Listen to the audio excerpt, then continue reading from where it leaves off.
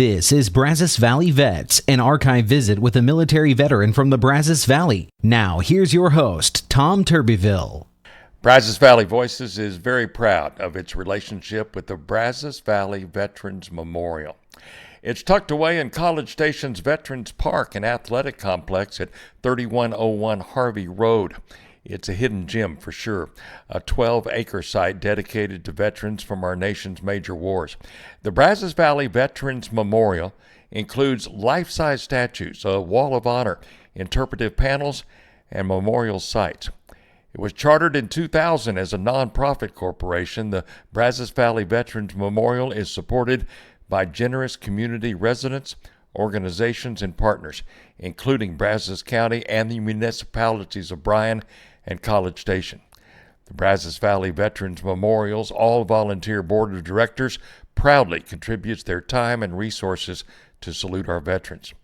Their mission is to proactively pay tribute to veterans through an educational venue where future generations can learn that freedom comes with a heavy price. Former President George H.W. Bush helped dedicate the Brazos Valley Veterans Memorial on November the 10th, 2002. Bush said at the time, "The Brazos Valley community can stand proud. The names that mark the memorial showcase the sons and daughters who gave dedicated service to our nation so that future generations can share the freedoms we enjoy. Their task was great, their sacrifice even greater, but their legacy stands firm, and their memories burn bright." Bush later said the Brazos Valley Veterans Memorial is a similar quality to those at the famed mall in Washington, D.C.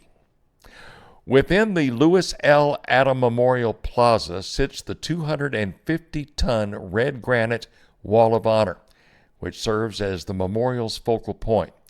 The wall bears the etched names of more than 5,000 veterans representing all periods of U.S. history who are family and friends of Brazos Valley residents. Notable names include 24 presidents and former Texas A&M University students who received the Medal of Honor, the nation's highest military award. The bronze sculpture mounted at the top of the wall depicts a GI carrying a fellow soldier to safety. The statue is the work of artist Robert Eccleston of Schuyler Falls, New York. Do you have a beloved veteran that you would like to add to the Wall of Honor? The veteran may be living, deceased, or active, and does not have to be a Brazos Valley resident. The cost is $150 per name, and the application deadline each year is August the 15th. New additions are recognized at the annual Veterans Day ceremony. Names received after August 15th will be recognized the following year. For more information on adding your loved ones or your name to the Brazos Valley Veterans Memorial Wall of Honor, contact the BVVM at 979-696-6247 or email them info@bvvm.org. Or you can go to their fantastic website. It's easy, bvvm.org. Howdy everyone, and welcome to this latest edition of Brazos Valley Voices and a visit with another veteran. This interview took place in 2001, and what an honor it was to visit with Mr. C.J. Allen, U.S. Army, World War II, Texas A&M class of 1945. C.J. Allen was one of 1,400 Aggie students who left A&M the same day in 1943. He was assigned to the 103rd Infantry Division Recon Troop. He served in Europe, was on a Jeep that first rode into the town of Brenner, Germany. The family of Brenner offered a $1,000 war bond to the first Allied troops to enter Brenner. He got to share that $1,000 with the three others in the Jeep, and he used that $250 to help start his car dealership in Hearne in 1954. It's quite a story. Listen, his own words, Mr. C.J. Allen, who we lost in 2003, and we thank him for his service. Lived there the first 30 years of my life. Right. I enrolled at A&M in fall semester 1941, and of course the war came along 3 or 4 months later, and I stayed in school for a while, and then early 43, a group of us that had become members of the enlisted reserve were called up, and I think it's 1,400 of us left A&M the same day. Is that right? All at the same day? Yes. Going to different training centers all over the country.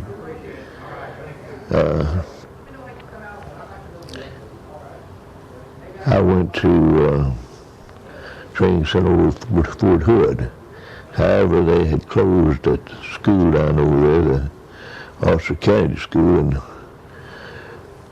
they had promised us if we would stay in school until we were called in, that we'd all get a chance to go to Officer Candidate School. So I went over to Fort Hood, but while I was there, they closed the school down, and then I was transferred to Fort Riley, Kansas. And later I did get an OC school up at Fort Knox, Kentucky. Yeah. So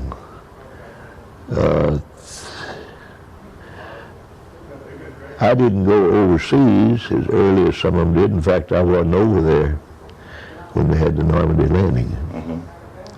I came along later, just sent over as just a replacement person, and was assigned to a unit that was already overseas. It was December of 1944 when I went over there, and there wasn't a whole lot going on at that time because everybody was more or less wintered in. But I was over there about 6 months, while the war was going on. I think it ended in May the 6th, 7th, sometimes. Right. Around that time, yeah. But when I first got there, I was assigned to the 103rd Infantry Division, and was also assigned to their reconnaissance troop. Every infantry division has what they call a reconnaissance troop, and I was a member of that troop, and that's about it. We spent about 6 months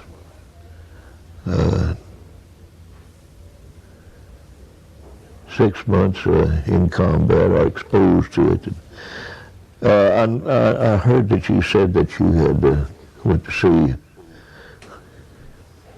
Saving Private Ryan, wasn't it?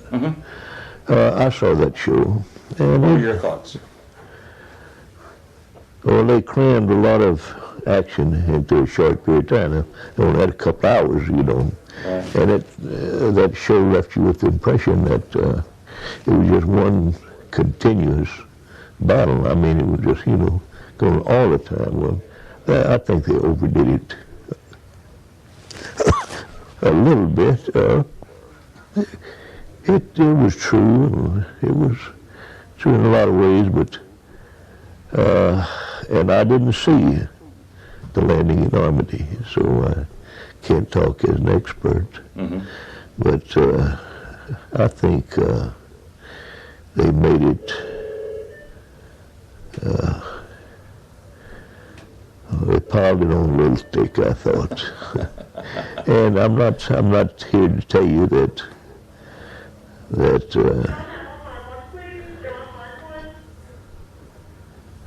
that it wasn't like that at times. It was. Sure. But it just didn't continue like that just all the time. Right. Right. Tell me a little bit about what your job, more about your job as in reconnaissance with the 103rd. What'd you wake up in the morning and do when you were busy? When I was first assigned to the 103rd, we were kind of wintered in, you know. I went over there in December, and their winters are a bit more severe over there than they are here. And lots of snow on the ground, and really when I joined the unit, why, we were just, when I say dug in, I mean we were occupying houses and just about everything else that we could find to stay in during that time. We were doing a certain amount of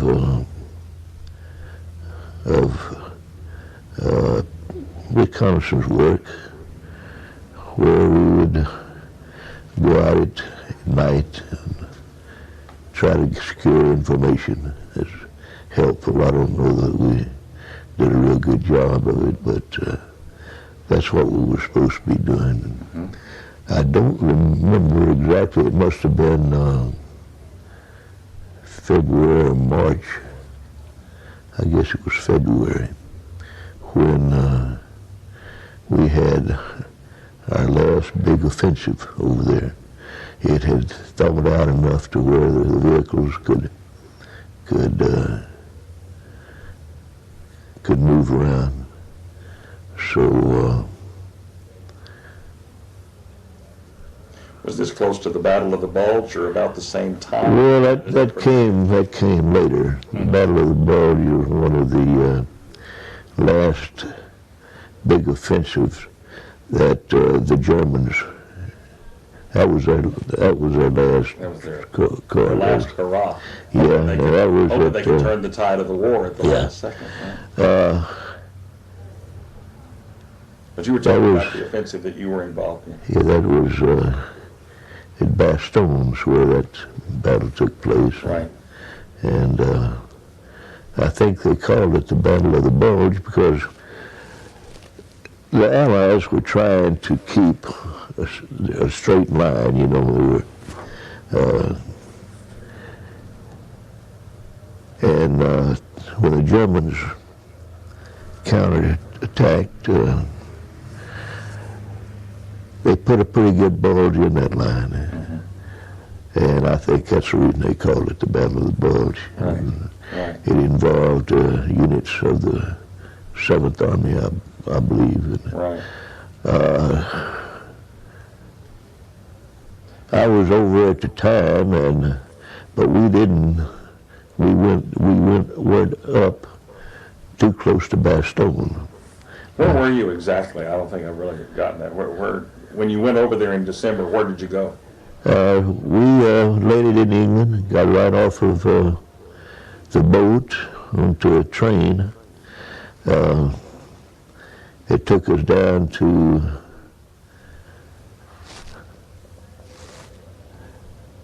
Tommy, I forget names, Okay. but it Down the southern part. near the channel, right?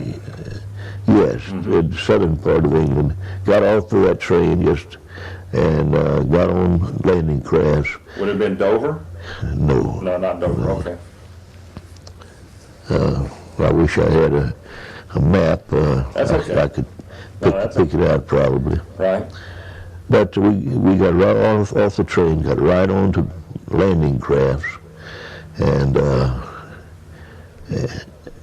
went across the channel to I don't know. I want to say La Havre, but I'm not sure about that. Mm-hmm. But we went and of course the Normandy landing was several months before that time. Right. And everything was secure when the group I was with went across the channel.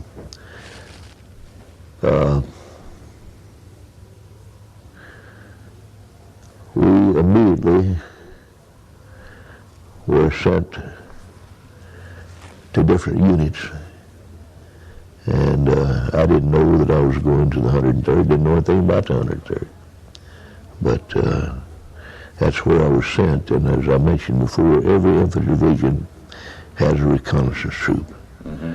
And I had some training in both horse cavalry and mechanized cavalry. Of course, they had pretty much done away with horses by that time, but and we were mechanized, and most of our vehicles were either the quarter-ton Jeeps or the armored cars. So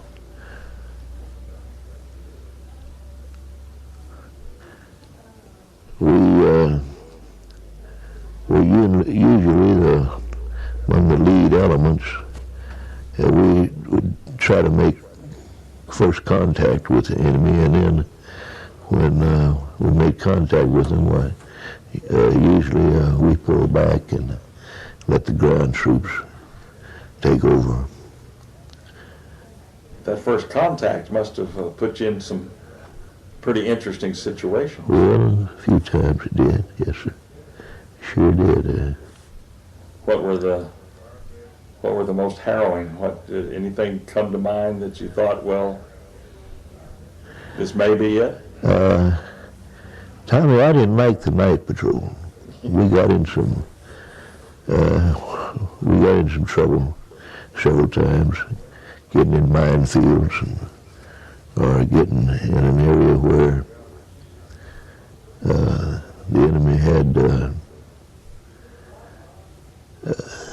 knew the terrain very well and had their mortars or other field pieces zeroed into a certain area, and we got into some pretty good skirmishes at night, and I didn't like the night fighting. I like to see what was going on. Yeah. But I guess those were some of our worst experiences at night. But in I guess it was late February or early March when it thawed out pretty good, and we were able to make our last push, which led up to the war's end. And where were you? Were you in France? Yes. Uh-huh. We were in the Alsace-Lorraine area of France some of that time, and then right at the end of the war, our unit went up through into Austria, and actually that's where the war ended for our group. You mentioned something about the Battle of the Bulge or Bastogne. There was a general officer up there.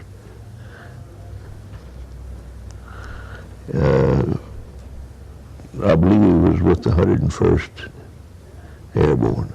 I believe he was. But he made quite a name for himself. During that time, the name was Anthony McAuliffe. Anthony what? McAuliffe. I don't know. Oh, McAuliffe, okay. Yeah.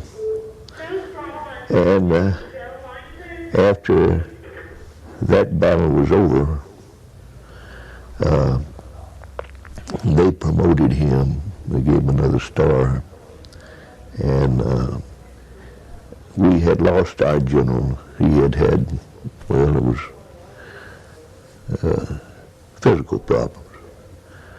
And so they promoted McAuliffe to Major General and sent him down and made him division commander of the 103rd.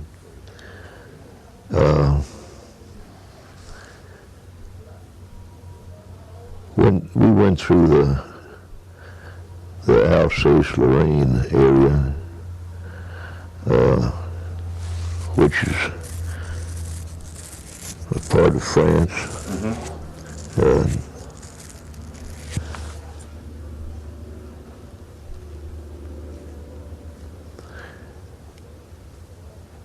And the last town of any size that we went through was Innsbruck, Austria. And this was right toward the end of the war now. Right. So we saw pretty stiff action all the way into Innsbruck. But after we went in there and secured everything, they decided that our division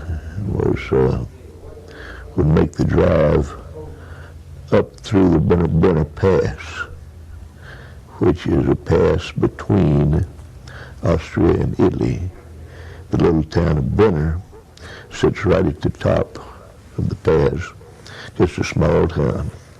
But that's what our objective was. We were supposed to meet the Fifth Army coming up from up out of Italy, and of course we were going down through Austria into Italy. And I forget just the day that it was. Seemed to me it was the 4th or 5th day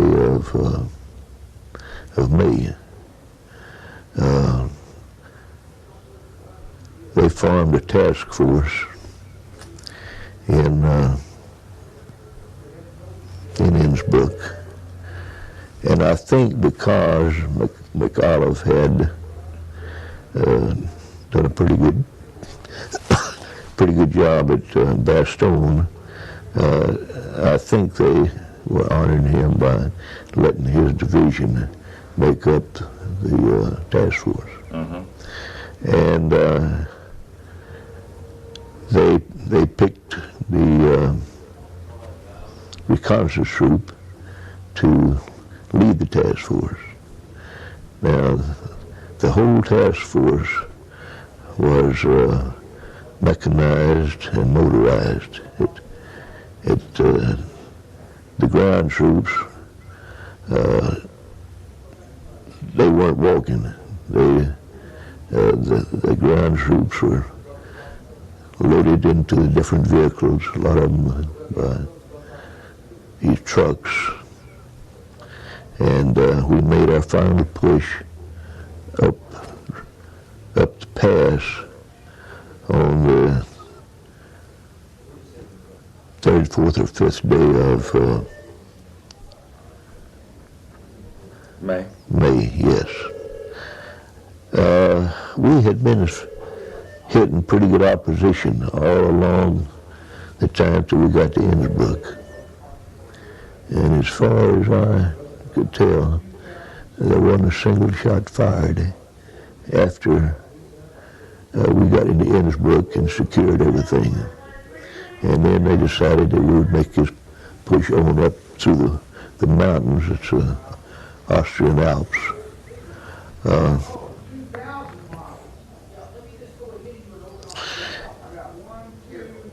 I don't know why, but my platoon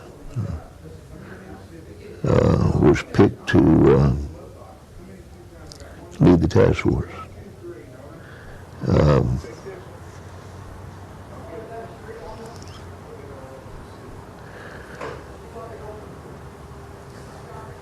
And what? I was a second lieutenant, and I was in charge of one of the platoons within the troop. And I don't know why, but we got we got the job of leading the task force, and it was quite an experience. And as I say it, as far as I know, not a shot was fired, and it was about 35 miles from Innsbruck to little town of Brenner. And when we first started out, I guess we're pretty careful and was progressing with a lot of caution. We would, because these mountains is just one switchback after the other, and we would go a piece and then get out and reconnoiter a little bit on foot, and we were being careful. We just knew that there was going to be a setup for us up there, but it didn't happen. Yeah. And we got about 1/3 up there, and they radioed us to everything looked to be clear and to proceed as fast as we could, or proceed with a whole lot more speed than we had been speed. So I guess it was around 11 o'clock in the evening or at night when we took off from Innsbruck. And it was between 1 and 2 the next morning when we got up there. Mm-hmm. Took us, I guess it took us 2.5 to 3 hours to go the distance of 35 miles, about 35 miles. And this was, you said this was at Brenner? Yes. Now, is they that called still it, in Austria? or is that in Italy? Well, the little town of Brenner sits right on the line. On the border? Yes, between Italy and Austria. Not much to the town, really. But they had a pretty big German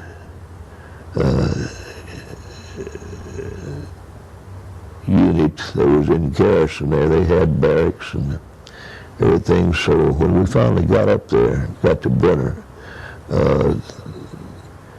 the gentleman commanding the German forces, he had disarmed all of the forces up there, and they were just waiting. They were just waiting for us to surrender. Is that right? And this had the war ended yet? No, I mean, Hitler no, hadn't surrendered yet. No. Okay. That happened 2 or 3 days later. But we pulled into Brenner, and when we left Innsbruck, they gave us an American flag.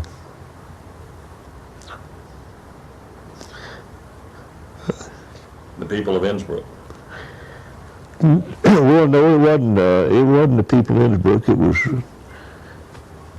It was somebody in our army, you know. In your union? Yes. Don't know where the flag came from, but anyway, they gave us the flag, and it was cold that night. You know, their weather over there is not exactly like ours over here. In fact, in May, it was still snowing a little bit over there. Yeah, really. And I can remember, I was in the lead vehicle. It was an armored car, and there was 3 other soldiers in there with me.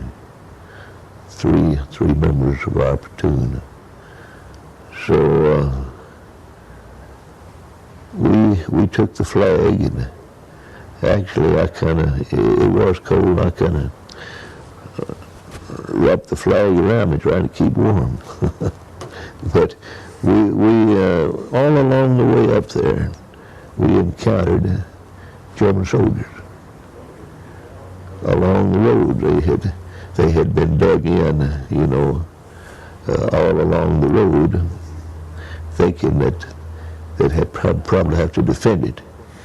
But I don't know what happened. Even the war was not over, but they had received orders that the war for them was over.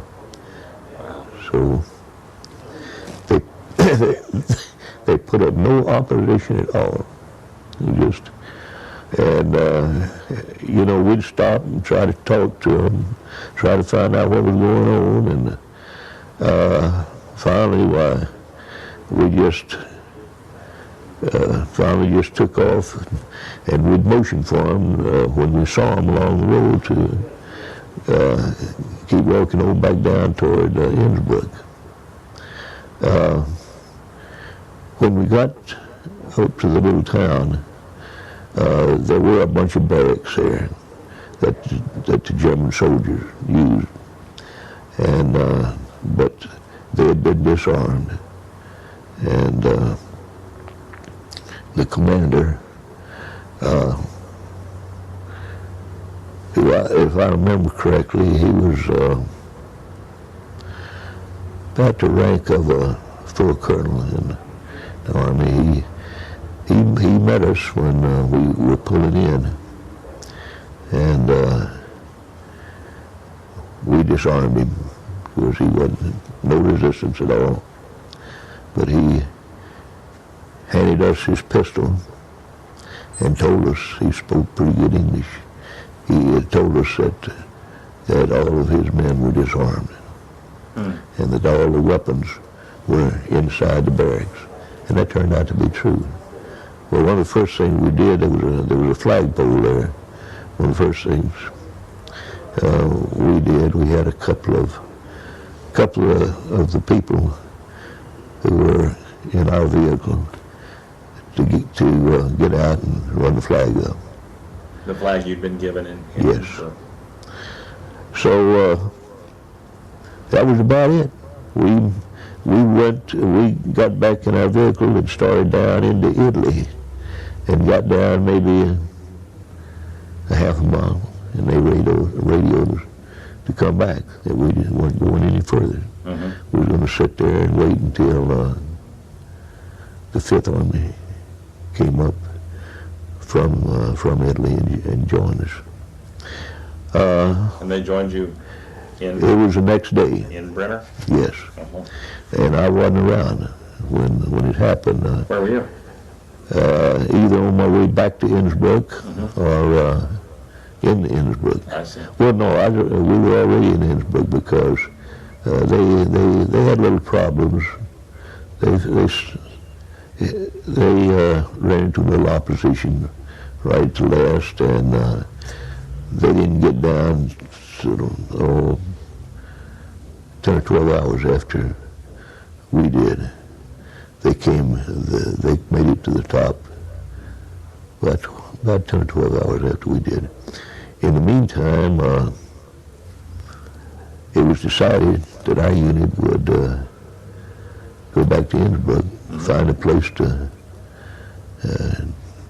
live, and we went back down into Innsbruck, and we found 4 houses at an intersection inside the city, and they were 2-story houses, one on each corner. There's 4 of them, and we just moved the people out, and we moved in, and we stayed there for almost 2 months, just in garrison. Not doing a whole lot, but the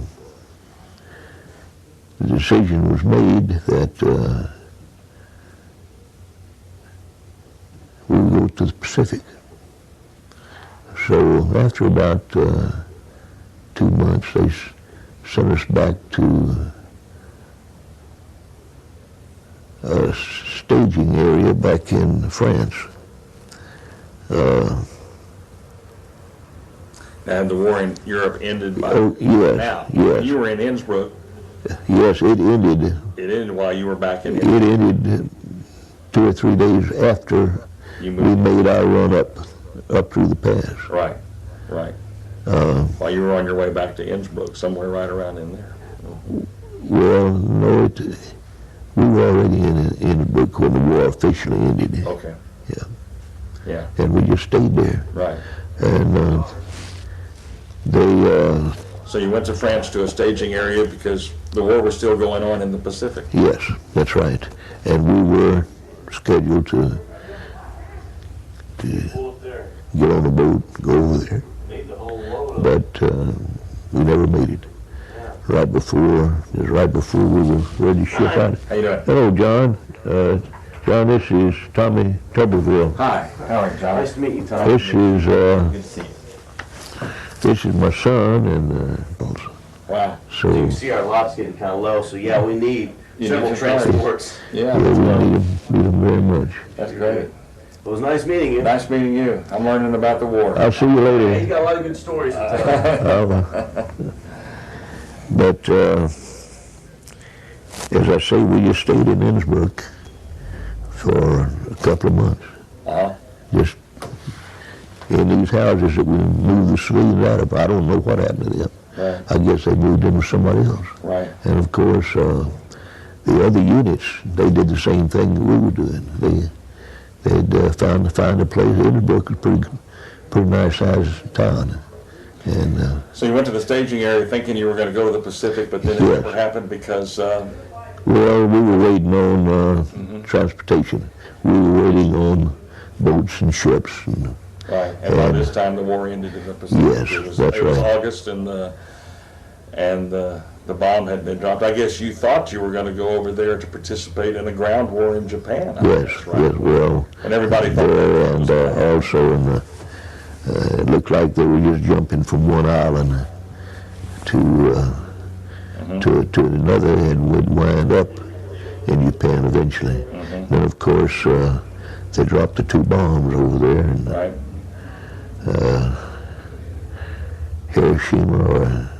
Hiroshima, I don't know. And And Nagasaki, right. yeah, so they changed our orders, and when we finally got the transportation, the boats and ships, why we went back to the States rather than to Japan or to the islands in the Pacific. And that was okay with you? Yes, sir. It sure was. I wasn't looking forward to going to the. You figured you'd done your duty?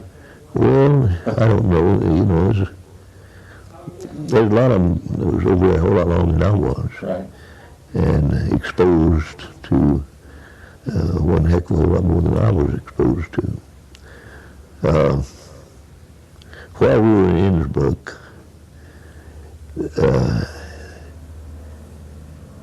a couple of fellows showed up at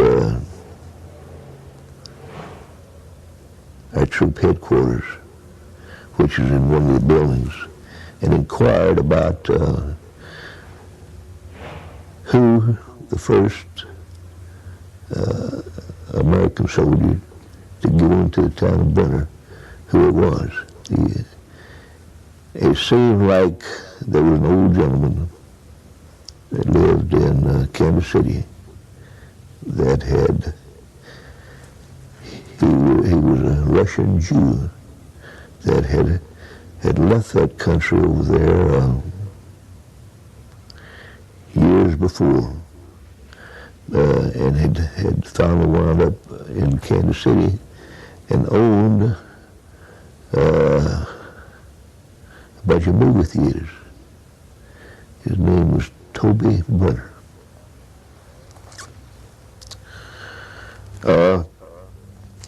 Now, his story goes that the town was named after his family. That they had,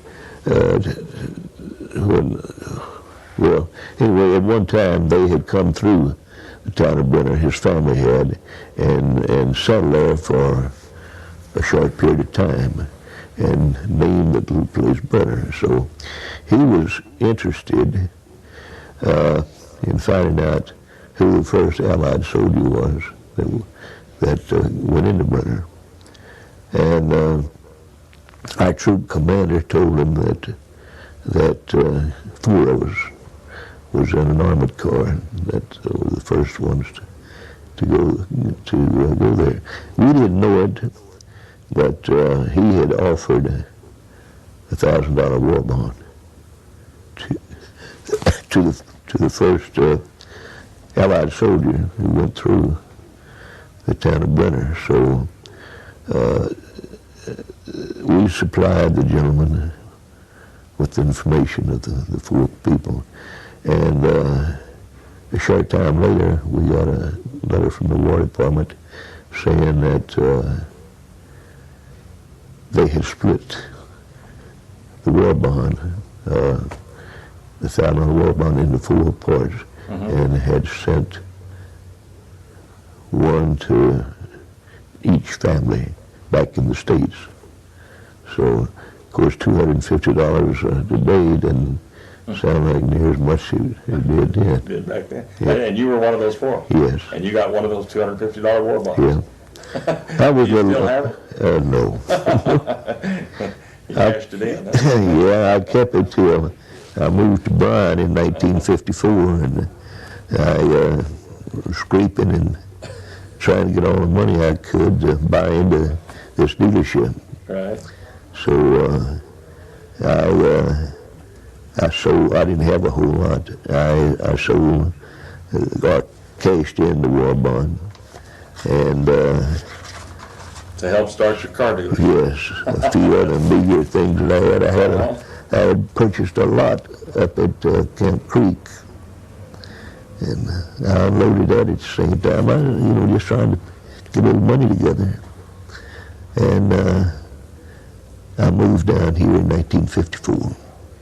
Is that when you started the dealership? Yes, I had a couple of partners with me, and one partner we bought out 5 years later in 1959, and the other one I bought out in 1970.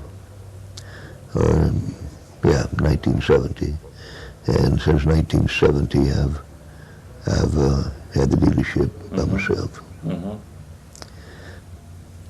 That's a great story about the war bond, and how you. Now is Mr. Brenner, is he still alive? No. No, I did go see him though, shortly after I got back to the States. So he was another generation older than you. Yes. He was an older. Yeah, he was. Okay. Yes. Okay. Yes, he was in his. I'd say he was probably in his late 60s or early 70s. I see. When I went up there to visit. So how old were you in December of '44 when you went overseas, or in '41 when you enrolled? I was born in the last week of December, 1923. I was 20 or 21 years old when I went overseas. All right. If you were, you had, 21. Yeah. Yeah. So 21 when you went overseas, and you would have been just been 18 or 19 when you enlisted. Yes. Out of A&amp. Yeah. Yeah. I was 17 or 18 years old when I enrolled at A&amp in September of 1941. Mm-hmm. Yeah. The school's changed a whole lot. Yeah, it has, hasn't it? It's got women now. Yeah, it does. The enrollment back then was about 6,000, and everybody was in the Corps unless they had a physical disability. Yeah. And everybody lived on the campus in those old dorms. I lived in Law Hall. They tore it down 2 or 3 years ago. law and prayer both. Right. But that's a dormitory that I lived in. Right. And Going back, a question I was going to ask you. So when the war ended, you were in Innsbruck, so you didn't get to go to Paris and join in the celebration and parades. I had one trip to Paris, yes. During that time I was over there, I had a couple of short leaves. Right. I went back to a town called Nancy. It was in France for 2 or 3 days.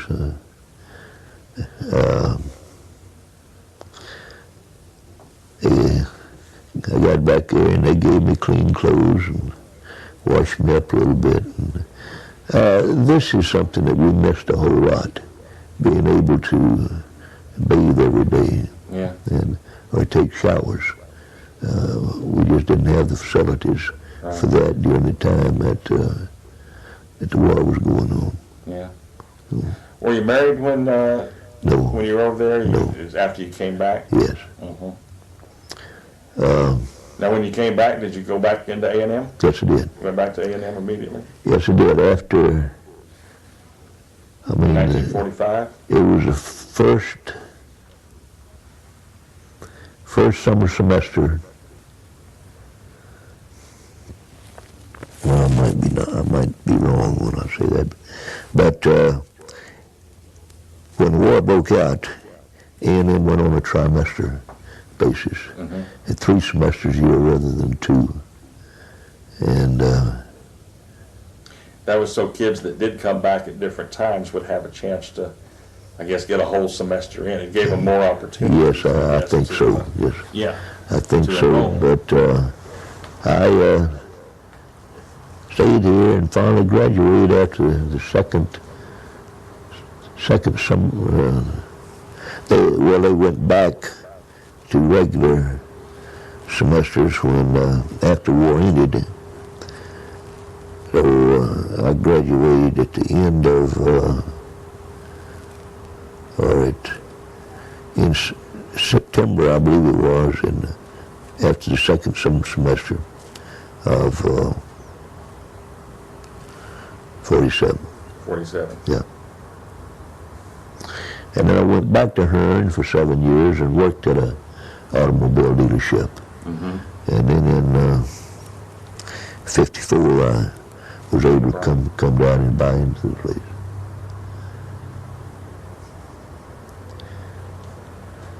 Wow. So you were just in, you left, you came back home from overseas Yes. in August? Would that have been because that's when the bomb was dropped in August, and I guess if you were fixing to go.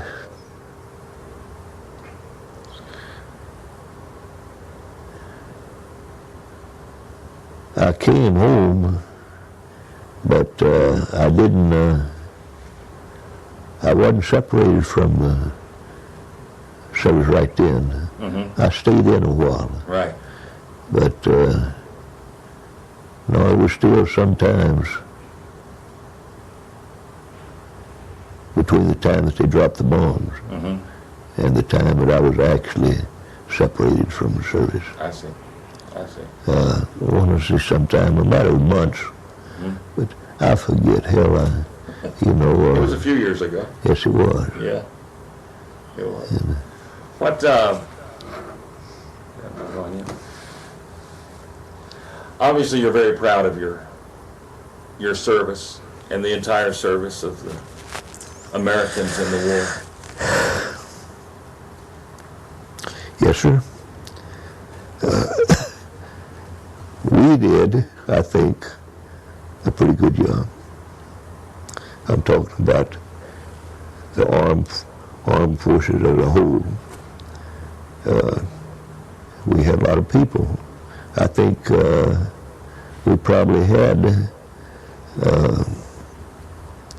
in all armed forces, the ones that went over and the ones that didn't go over. But I think at one time we had about 10 million people in service. That's correct. Yes, sir. But there were I don't remember the most that they had in Europe at one time, nor do I know how many they had in the Pacific. But total numbers in all of the armed forces, I think was around 10 million, I think. Yeah. And as a whole, I thought they did a real good job. I really do. Everybody seemed to be more patriotic. Yeah. At that, excuse me, at that time, and I think it was because the way that we got into the war, you know, with the Japanese bombing Pearl Harbor. I just think that everybody was more patriotic because of what happened. Right. Yeah, definitely. I think so. I think because I mean, there were feelings that there would be Japanese aggression to the west coast of the United States. Absolutely. Everybody Yes, felt that it was coming. Yes, sir. It was coming towards the United States. And oh yeah, there's a patriotism that was involved in that will, unfortunately, I'd like to think I'm wrong, but unfortunately I don't think that we can ever get back again. Well, everything has changed, Tommy. You know, we're living in a different world now. Oh, yeah. But War II, you didn't have many draft dodgers. Everybody that was eligible to go, everybody that was physically able, mentally able, they didn't try to stay out. They tried to jump in as soon as they get in there. I know that we lost some students out at A&M just within just a few days of Pearl Harbor. And they weren't going to stay in school now. They kept a lot of us there before because they had promised us a chance to go to OC school, Officer County School, if we would wait. They said they didn't need us at that time, and if we would wait a short period of time, that they would call us all in, we'd go to basic training, and after basic training, we'd go to OC school. And they kept their word. It would happen just that way. So you left A&M and went to, where'd you say you went to Virginia? Is that right? No, the first, they sent us to Fort Hood, Texas. Yeah, Fort Hood, that's right. And was that soon after Pearl Harbor, or was that after New Year's of '42, or when was that? It was early 43. Early 43, okay. Yes. Okay, so you stayed at A&M for a year? Yes. Almost, okay. Yes, I Okay. did, yeah. A little over a year. Okay. Okay, now I got it. A little over a year. Yeah. And early 43 is when you went to Hood, Yes. and then you were sent to Virginia? Fort Knox, Kentucky. Kentucky, that's what Yes, you said. yeah. Right. Yes. And then in December of 44 is when you went overseas. Yes. And you went over by boat? Yes. Where'd you leave from? Up around Boston. I think it was Boston. Yeah. Remember serving me correctly. Was that a long ride? 7. No, it didn't take us but 4 days going over. Yeah. When we came back, the boats we came back on weren't as good as the one that we went over. We went over on a ship. It was the Louis Pasteur. Mm-hmm. It was a French luxury liner at one time, but they had converted it over to they had converted for wartime use, and it didn't have the luxuries then that it had. And then when we came back on what they call a Liberty boat. They were quite a bit smaller. It took us about 7 days coming back. Yeah. And you were in a hurry. Oh, I was. I wanted to get home. You know, one of the things that every night when you try and go to sleep, I think that you were wondering when in the world is this going to be over here and we can go home. You know? Yeah. I sure wanted to get home. Of course, I just knew, you know, that once they sent me over, I just knew the war was going to end in a hurry.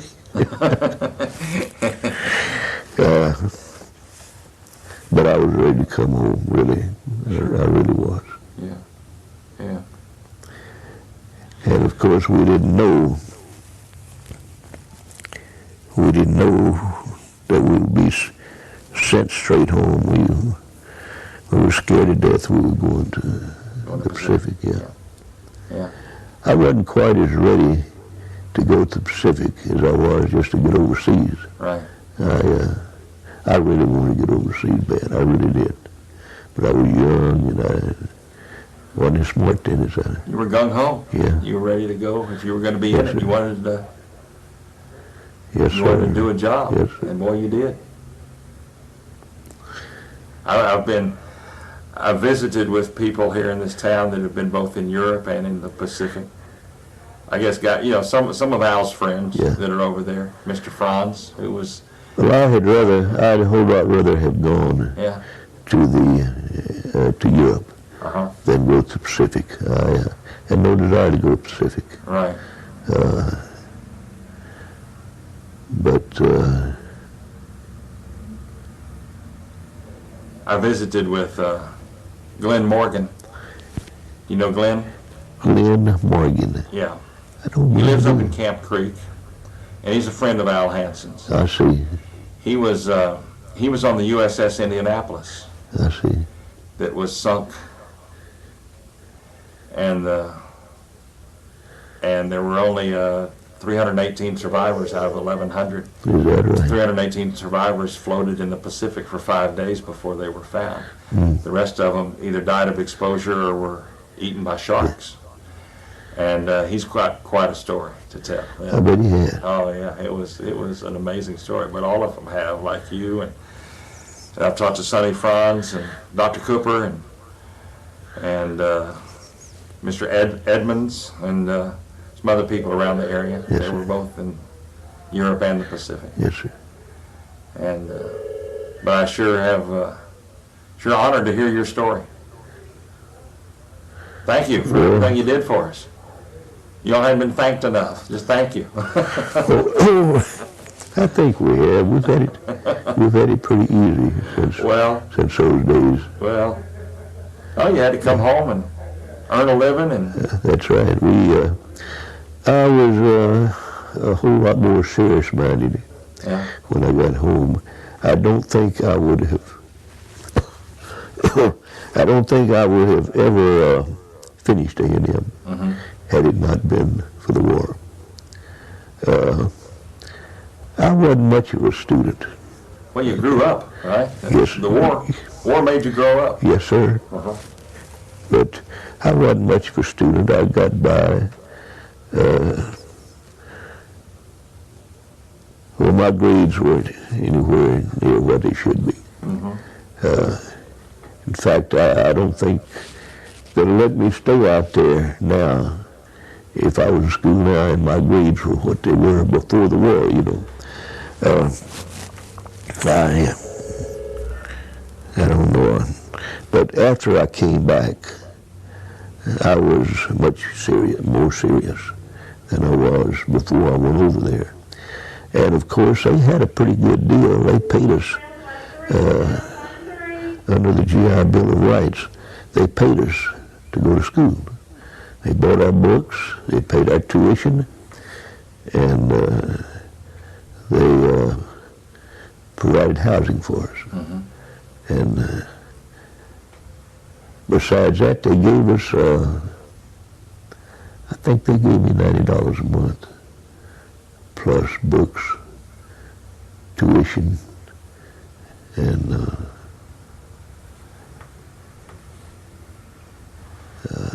place to stay, Mm-hmm.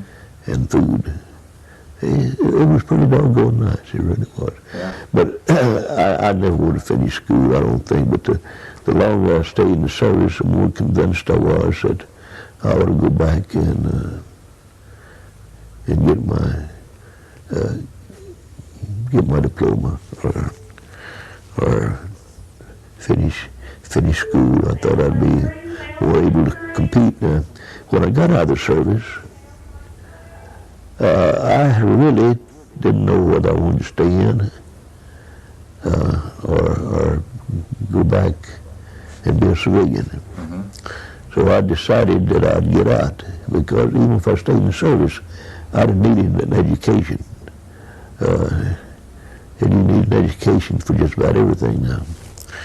But I thought maybe by the time I got out of school, I might want to go back to the service again. And that avenue was left open for me. But by the time I stayed out a couple of years, I had no desire to go back. Mm-hmm. I was a full-blown civilian by that time. And proud of it. Yes, sir. Yes, sir. That's great. Thanks for visiting with me. Okay, Tommy. It's been wonderful. I hope that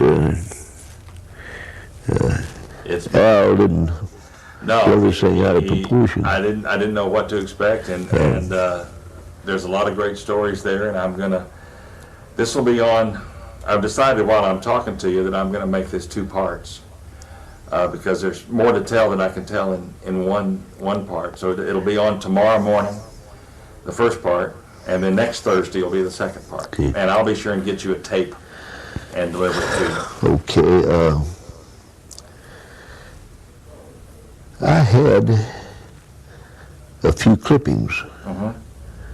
of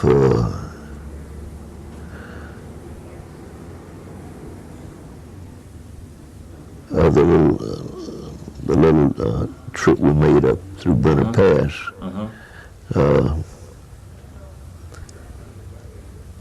It was, the account of it was